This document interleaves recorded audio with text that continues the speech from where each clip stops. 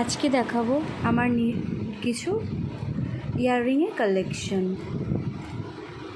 এই হচ্ছে একটা, এটা অনেক দিন আগেকার, মানে তাই জন্য একটু কেমন কেমন হয়ে গেছে।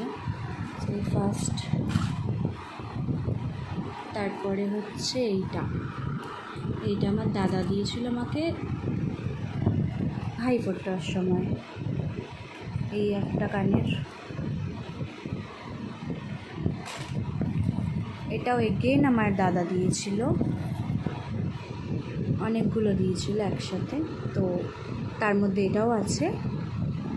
এটা আমার বেশ খুব ভালো লাগে, মিরর ওয়ার্কের। আর হচ্ছে